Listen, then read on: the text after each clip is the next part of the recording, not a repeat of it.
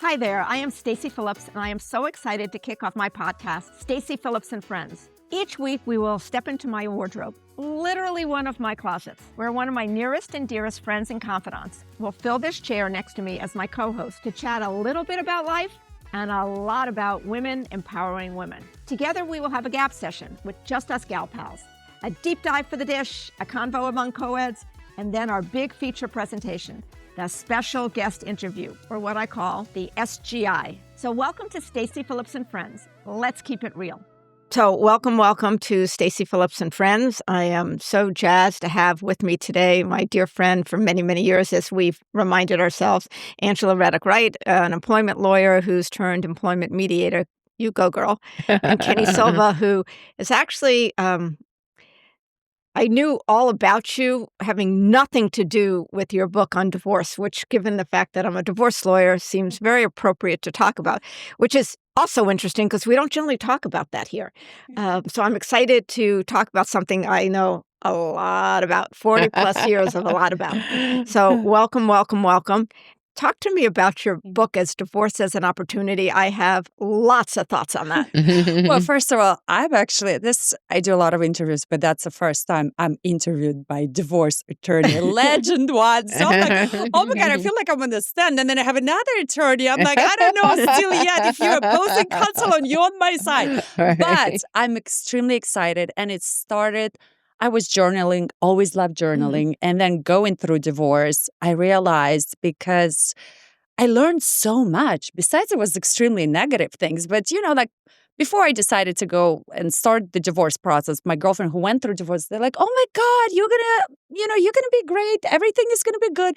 And then once I filed, I realized, I don't know what they were talking about, but it went very scary, very dark, very soon. And now I'm like in this thing.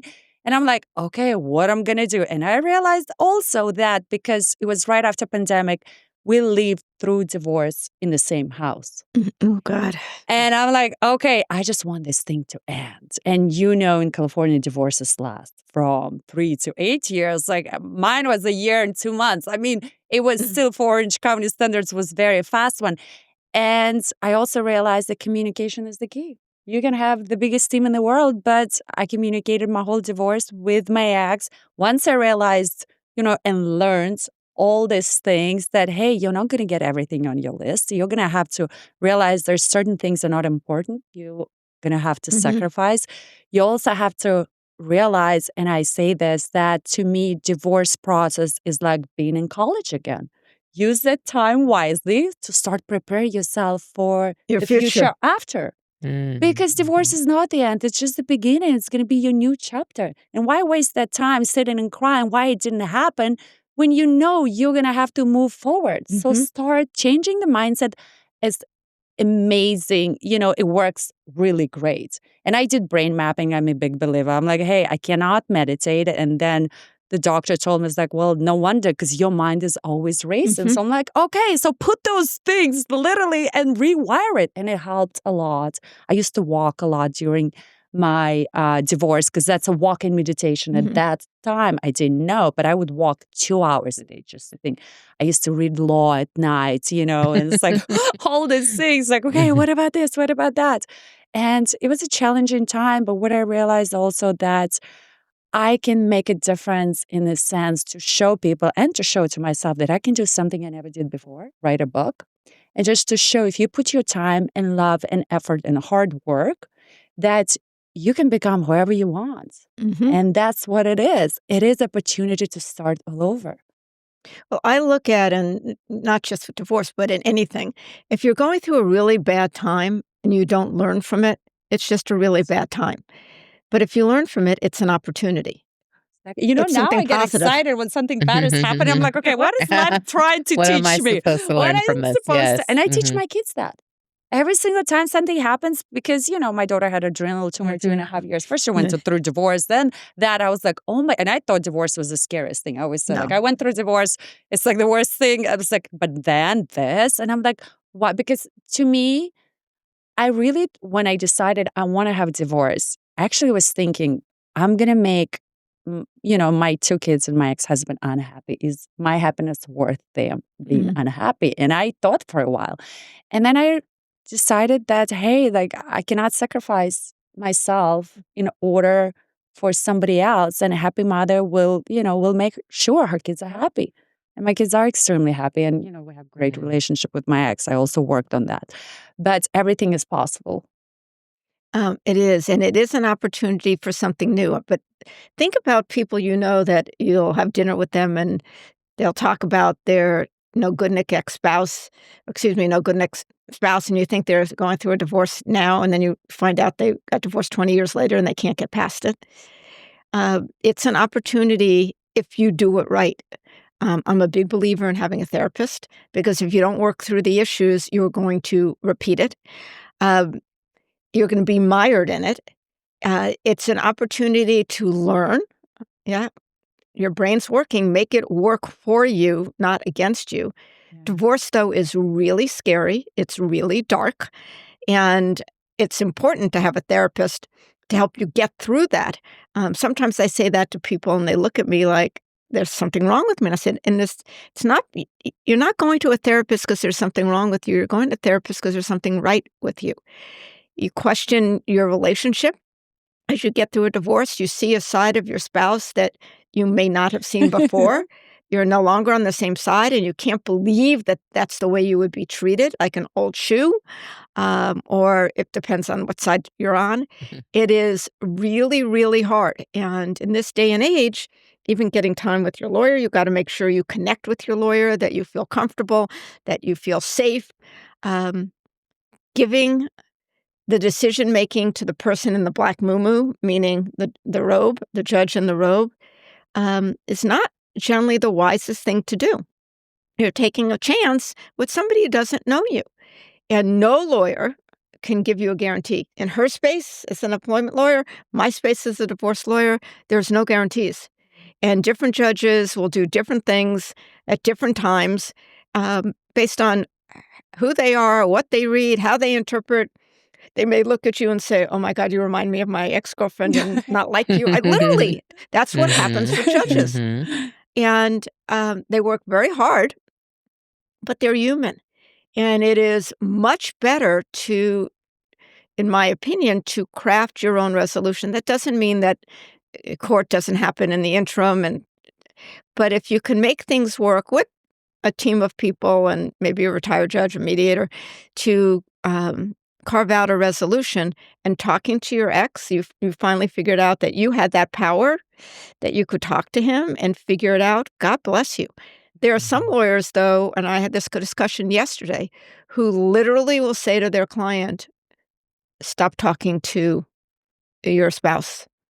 Well, we lived in the same house. Yeah. We traveled. We went every Friday to dinners. And it's like, hey, listen, it's like being an actress. Like, okay, this is what I have to do. But, thank God we never went to the judge because I didn't want that gambling. Some, person will gamble my life. Why? Why get to this point? And I absolutely agree that I say, I became a divorce coach during writing the book. And I say always, divorce is like a war. All the weapons are going to be used, but don't take it personally. Because we all say things in the moment, in the heat of the moment, that you're going to be like, oh my God. And it's exactly right. You see things during divorce of, your husband. It's like, wow, I spent 15 years with this person. Like, oh my. And I even told, actually, to be honest with you, to my ex, like, please make me regret my decision. But, divorce is divorce. And it just comes to the point where you have to learn not to take it personally. It would be so much easier. Just like pretend he's not talking to you, he's talking to the wall. It's fine. You're going to get It's even hard for the lawyers. I mean, I have opposing counsel who write letters that are so personal against me. Like, excuse me. I have one where I wrote a letter, did not copy my client, and said, clients are going to come and go, but we're going to be doing this together for a while. Can you please stop writing snarky letters, not making it personal? We have a problem to solve. Let's work together to solve the problem. I got a snarky email back. Oh, wow. Oh my God. I mean, really, dude? Really, dudette? I mean, Stacy, since you came into the case, like, excuse me?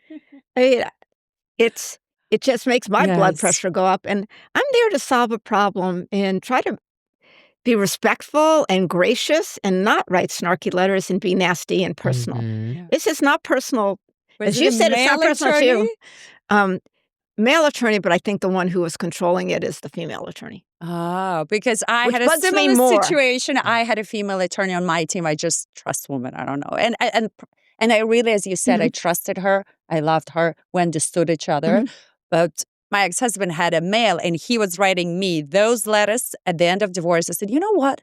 How would you ever allow another man to me like that? I was, no matter what, I was your wife of 15 years, a mother of your 2 kids. And you allowed him to write those nasty letters about me. Did he take responsibility or deflect it? Actually, I was very proud of him. He asked him to write an apology letter. But of course, the attorney never did. But the fact that my ex-husband, after divorce, asked him for that, I felt, you know what? Good for him. You know what? Like, that's why I married you. Because, you know, in your heart, like, you're a good man. person. You know, it just, things happen. And divorce brings out the worst in people. The It could worst. also bring out the best. Well, you know what I realized? When you signed the prenup and I had one, if that was tough, wait till you get to the divorce. God. It tells you everything about the person. This is like a preview. Absolutely. And I have just done 10 prenups in the past few months that I don't know what's gone on with people. First of all, more people are asking for prenups. But I have never seen so many, and so many that the positions taken by the other side, because we work really hard with our clients to be reasonable and fair, however you define that, way out of bounds. And there are many times I didn't think the marriages were going to happen. And I hope the marriages last, because if that's the way people are going to act, as you said, in a prenup, what are they going to be like, God forbid, in the marriage and then in a divorce? Yeah. Whoa. It's scary. When did you guys physically not live in the same residence? So our divorce was finalized April 12th. So May 1st, I moved out. This year? No, it was 3.5 years ago. It was a long time ago. I mean, it feels like yesterday, but it's been like, oh my God, it's been 3 years ago. Some people say, COVID was really hard because people ended up living in the same house. I remember one vividly that I was working on, and it was a big house, but 2 little kids, and it was incredibly tense and ended up with domestic violence and dependency court because my theory is that people couldn't control the world. So they were trying to control their little piece of the world. And cases that should have settled normally didn't settle because people were trying to control their little piece of the world, which just made their world worse. And it's still, I can think of several still going on. But living in the same house with somebody under the fear of COVID, going through a divorce, is really hard. Well, it was right after COVID. And that's why I was like, when we were all locked, you know, it's like, oh my God. And that's how, like, after pandemic, actually, I realized, like, if this is going to be the rest of my life, I want something to change. It was an opening moment, you know, because, you know, sometimes you go through marriage and you're like thinking like, well, what should I do? Because I did consult an attorney 4 years before I filed for divorce. And I tell it to everybody. It's like going to the doctor. You go to the doctor not because you think you have cancer, just for a regular checkup. And I advocate for women to go to family attorney just to know your rights. When I went, I was born in Russia. I didn't know I have so many rights. It's like, because, you know, like the only time I saw a family attorney when I was signing that prenup. But I was young. I was in my 20s. I'm like, I don't know even what to ask. Now, as a grown-up woman with 2 kids, I wanted to know what my rights are. And I think it's absolutely normal. It's not something out of the ordinary. It should That's a very good idea. You know? It's education. Knowledge is power. Knowledge is power. And I'm all about, and the thing is, I think we're women, we're not being taught how to be financially independent. You know, nobody teaches us. We are like, especially where I was born, like, hey, family and kids, that's a thing for you.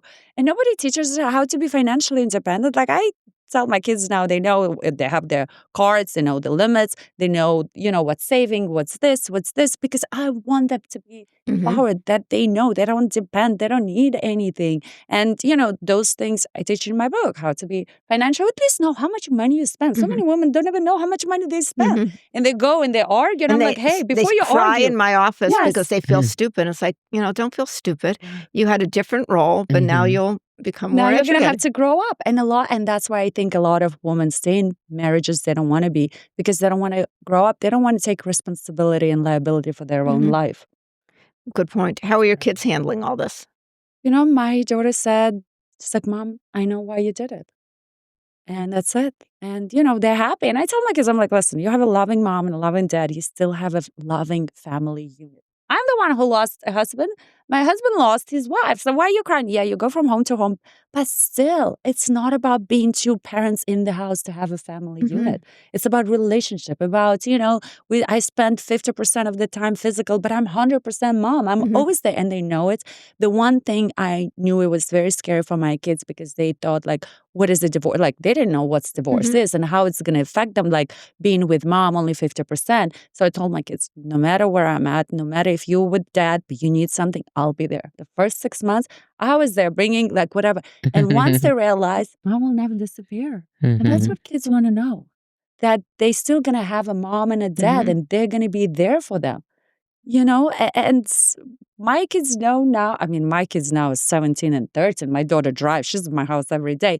And, it's the way I think. I always never spoke bad about my ex-husband. And even, like I told Alexis, like, hey, dad is entitled to be happy. You should be happy for him.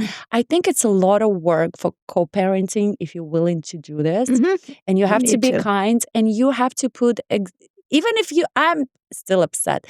It's about my kids. It's their dad. It's the respect I've been with this person for so many years. And that's how you should do it. Like, listen, I erase from my mind all the bad stuff. It's only the good stuff. Good for you. I have never criticized my kid's dad to them. And I've had that discussion with them because, first of all, I love him. I love his wife. And they're made up of half him, half me. So if I criticize him, I'm criticizing them. Yes. And I think I put my money where my mouth is, or I walk the walk, the talk, because I know how to do it. And I remember saying to their dad when we're splitting up, I know how I'm going to act. This is on you. Yeah. And one of my great examples is I watched my daughter in one of her sporting events, and her dad couldn't be there. And he's a great dad. So we got in the car, said, let's call Daddy and tell him about the game. And so I modeled for her that the connection, my respect, my love for him, and being invested. When one, not you, models that you don't communicate with the ex, or, oh, when you're at your dad's, I hope you're okay. I'm sure everything will be fine. If you're scared, call me. That's modeling that there's something that's going to be wrong. Or, are you okay when you get on the phone? No, what you should be saying is, you having fun? What are you doing? Not instilling fear. And moms don't do that because they have a ulterior motive, or dads, they just don't know any better. And so when you're coaching, keep that in mind. For me, the scariest part was to let go of the control, because I was always with my kids. And, it's like, I remember the first time, like when the kids were not with me, I would call them, okay, did they do the homework? Did they do this? And he's like, listen, I'm a grown up. I'm a doctor. They're going to be okay. And I remember that was the hardest thing for me. Not physically having there, just not being in control of them going through all these things. And then I'm like, okay, Keni, you're a grown-up person. What's the worst can happen to them? They're not going to sleep. They're going to play all night. They're not going to, not going to do her. Exactly. My kids became so self-sufficient. I actually say, thank God for that, because they're grown up in Newport Beach in a, pink bubble. And after divorce, they learn so fast, so quick. And now I know, as a mom, if something happens to me, they will survive. So you may not know this, but I wrote a book called Divorce, It's All About Control. How to Win the Emotional, Psychological, and Legal Wars. And control, trying to control the other, trying to control the kids, not being able to control yourself. And people end up fighting about the fight it's not about the kids. It's not about they want control. Yes. And that's really hard to manage. And God bless you that you Thank learned that you. quickly, so that you're not micromanaging your ex and your kids could take responsibility and be free of all that helicopter mom. Yeah. And hopefully he gave you the same respect. Well, yeah, for him it was easy. I feel like for men it's much easier to give that And than he- for women. And he probably ended up being a more involved dad. You know, that's the other thing I realized, that all the kids who went through divorce, they finally got two parents being involved. Yep. And I used to say to my kids, they didn't like this, but maybe one day you'll have 4 parents who love you. But I know when I had my kids, the 50% of the time, I was focused on them. Yes. I wasn't thinking about quality other things. time. Now we have quality time and they're excited to see me. And I'm not always the bad mom. It's the mom that they miss. And, it's like, it's just a different dynamic. And, you just have to, I think you have to be very open-minded. And I told my kids when we got divorced, I said, listen, I never been divorced too. It's the first time for all of us. We're going to in this journey together. We're going to learn. It's going to be very sad days. It's going to be happy days. But the most important thing, we can get through this and be on the other side and happy. And, and now it's like, it's a part of their life. They don't know any different. God bless that they're doing okay. Talk about how else you're paying it forward. Well, besides, not advocating for divorce, but about advocating for starting over. Because the whole point, I think, yes, it happens. Sad things happen. But how do you actually start all over? And I didn't even know what I liked when I first got divorced. I'm like, okay, what does Keni want? Like, I don't know, because I was so concentrated on what my kids love and what my ex-husband. I had to rediscover myself. I had to find myself because, I believe that we all a whole. We don't need a half to be whole. But I had to fall in love with myself and to discover who I was, what brought me joy, what fulfillment I have. And it was another journey too. And you've learned from it and you've grown from it and you've made it an opportunity. And I made it an opportunity. Of course, like, it brings me joy when I get messages like, you change your life, like you're inspiration for us. Or I go and speak on the panels and I see the fear in this woman. And after they're like, okay, like we feel better, because I feel it's important to see somebody who already went the walk and went through the fire and now they're doing good and they did something with their life. But it's hard. It's like I always say, like, to all these people who are big believers in manifestation, it's like, hey, it's not about writing the list, it's about doing the work. It's setting the goals and working consistently towards it. And what you do as a living now as a mediator and what you did when you were a litigating lawyer in the employment space is very similar. It's a breakup of a relationship, somebody suing the other, saying they were not treated fairly, very similar, with a lot of the same emotions. Yes. It's the work relationship. So my mediation practice focuses on helping employers and employees resolve disputes, whether litigated or pre-litigated. And we all spend so much time at work, and next to our marriages and our families, work, and in some instances more so, we spend more time at work and the people we work with. And so those relationships, you think it's like, oh, it's just business, but no, it's so much more. And same process of talking to both sides about the opportunity to move forward. So this didn't work out. There was something that came between that, work relationship, but think about putting this behind you and what the future looks like. So I applaud you. Thank you so much. You for focusing on... talking about like the business, I always say, hey, men and women look completely different at divorce. Men look at it as a business transaction. And that's nothing but the business transaction. It's a legal loss. That's it. Don't put so much. And that's why I have a whole chapter about how to get over, the emotional things and things that help and the therapy. The moment you put this aside and just look at it as like, okay, this is a transaction. Okay, what are we going to do? And move forward. It makes it so much easier. That's like changing a mindset. But you need therapeutic help and a team to help you to get to there. that place. Yes. Because you're the walking wounded. I mean, it's really hard. And we as lawyers are asking people who are in a fugue state. When you're going through a divorce, you're in a fugue state. You don't know what's flying. You're very unsettled. And yet we're asking you to make the most important decisions of your life when your head's spinning around. Call it's like COVID fog. I mean, your head's foggy. And yet you have to make big decisions and little decisions and keep marching and put a smile on your face and take care of your kids and go to work and not put your head under the pillow and just, wait it out. You got to just keep marching. And that's hard. It is really hard to do. For me, it is easier to work during times of stress because I have something to focus on. But not everybody, thinks like that. Interesting. You come from a fashion background. You have a master's, as I recall. Yes, I actually have a degree in fashion. I used to model. And then when I met my ex-husband, I'm like, okay, well, I was planning to move to New York. LA is not that modeling scene, but I always wanted to design. So I went and I went to FITM and I finished and I loved it. I absolutely loved it. But then it was 2008. I'm like, well, that's the worst time to start a new business. Like people have no homes. Like, hey, they don't care about clothing. This is not good. And then I got my broker license because we invest a lot in real estate because I can't just sit home. Like I made sure I was a full-time mom being around by kids, but I always wanted to do something and make my own money, which actually helps in a divorce. Yeah.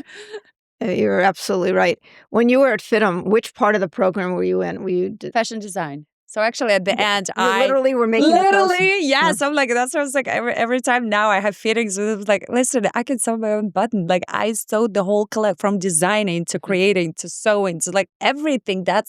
You have to do it. Yeah. And I know I would go to the event every year for Otis out here and watch the collection that the kids made. And I mean, amazing. Yeah. But it's so much work. I mean, I think you work hard in law school. Oh, we don't hold a candle. Really? I mean, for years, you probably didn't sleep while you were in school at FITM. I mean, it's tough stuff. Yeah. I think it's hard because it's a creative part. It's like if law, you read, you memorize. Here you have to be creative. You have to be different than somebody else. You have to do something that's never been done before. So that's the stress where it comes in. It's like, okay, am I actually good? And then you have to effectuate it. Yeah. I mean, you may have an idea, but if you can't make it happen. Yeah. Right. And within a budget. Yeah. Oh, yeah. And that's why actually the financial part came because they were teaching us how to budget, how to know the spreadsheet, how to know how much it costs to make. What's the profit? What's the this? And it's exactly the same thing. Now I give them the spreadsheets of all the things they can possibly think they're going to, just put the dollar amount that you spend to calculate how much money you spend a month just to know. Because a lot of times I would say, like, listen, before you start the fight about the money, you need to know how much you spend because maybe you're getting that.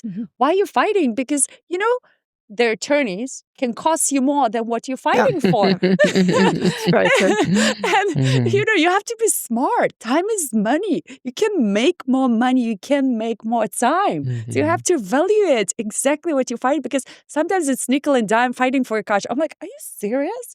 This is hilarious. I will say to people, I didn't go to law school to fight about pots and pans or a couch. I'll buy you a new vacuum cleaner.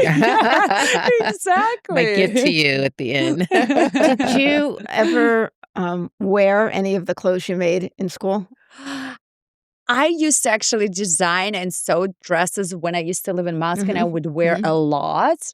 And after that, I also had a newborn too. I finished Thursday, I had my final. Friday, I had C-section. And after that, I was like, okay, like I was in a mom mode and just sweats and T-shirts and, breastfeeding. Do you remember any one item that you designed that you thought was pretty cool?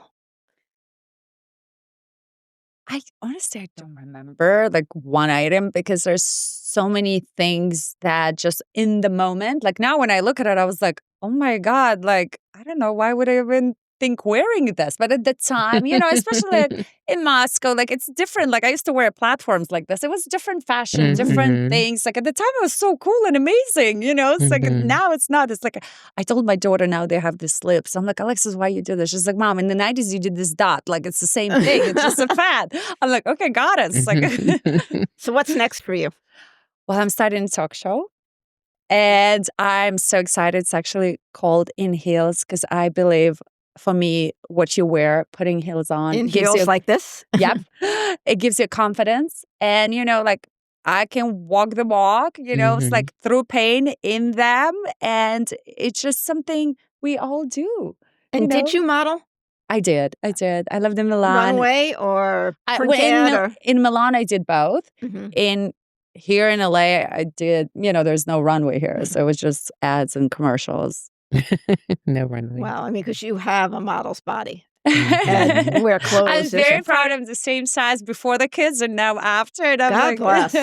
Thank you. That's hard. What's next for you? Wow. Next If for there me, is. continuing to mediate. And, I have a podcast as well. So I say all of us in this world, I think I was talking to your team, all looking to, make our podcast successful and to build our audience. And so really focused on that and just like one of our earlier conversations, just finding balance and joy and, moments of joy in the moments outside of work, Yes, and even in joy. work. Yes. So and helping my husband, my family, yeah. So and helping your litigants find joy. Yes, Because and there is pass life forward, opportunities forward. Yes.